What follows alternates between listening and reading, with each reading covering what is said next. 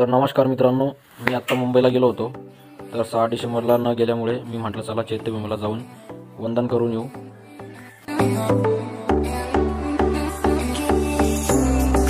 दादर स्टेशनहून आम्ही आता बाहेर पडत आहोत आणि समोरच चैत्यभूमीची एक बोर्ड लावलेला होता, म्हणजे त्या साईडने दिशा दाखवत होते. खालीच इथं दादरचं फेमस फुलाचं मार्केट आहे. खाली मी थोडासा व्ह्यू घेतलेला आहे.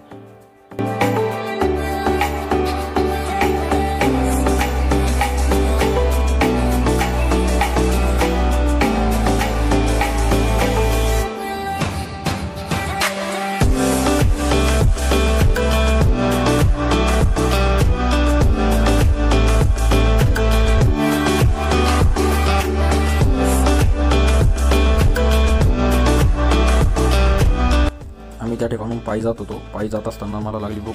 मग माझ्यातून म्हटलं काहीतरी खाऊ. मग घेतला आम्ही इडली डोसा. पहिला बेत मारू आणि पुढं चालू म्हणलं आता.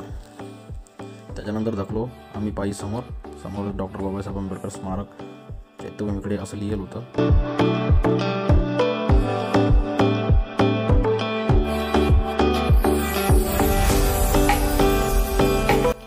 समोरच एंटर करताना एक गेट लागते आणि त्या गेटवर अशोक सम्राटाच्या मूर्त्या आणि धम्मचक्र आणि समोर गेल्यावर एक ज्योत पेटलेली आहे आणि एक स्तंभ आहे, त्यावर मुद्रा रेखाटलेली आहे. समोर आतमध्ये जाताना त्या ठिकाणी बुद्धाच्या मूर्त्या आणि डॉक्टर बाबासाहेब आंबेडकर यांच्या मूर्त्या बघायला मिळतील. म्हणजेच मार्केट आहे. आतमध्ये गेल्यानंतर थोडासा माझा मी व्ह्यू घेतला आणि आता मी थोड्या वेळात गेटमध्ये एंटर करणार आहे. मी वंदन करण्यासाठी पुष्पगुच्छ घेतला आणि आता मी आतमध्ये चाललो. आतमध्ये फोटो काढण्यास मनाई होती. थोडंसं शूट घेतलं होतं, त्यानंतर मी घेतलं नाही.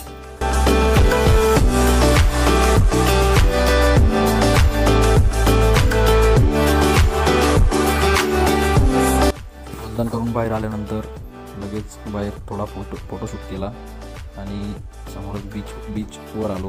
बीचवर एक फोटोसाठी प्लेस आहे आणि तो खूप सुंदर आहे. त्या ठिकाणी जाऊन थोडे फोटोशूट केलं आणि समुद्राचा व्हिडिओ घेतला. स्तंभ त्या ठिकाणी खूप भारी दिसतो.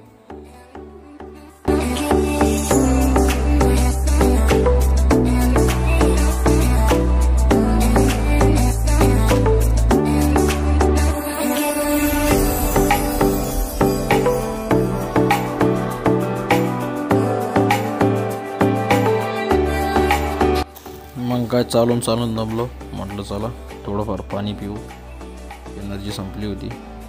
थोडं पाणी पिलं आणि थोडा फ्रेश झालो. थोडा बसलो होतो आणि नंतर थोड्या वेळात म्हटलं चला आता भरपूर झालं फिरणं. त्यानंतर आम्ही आता थकलो घरी.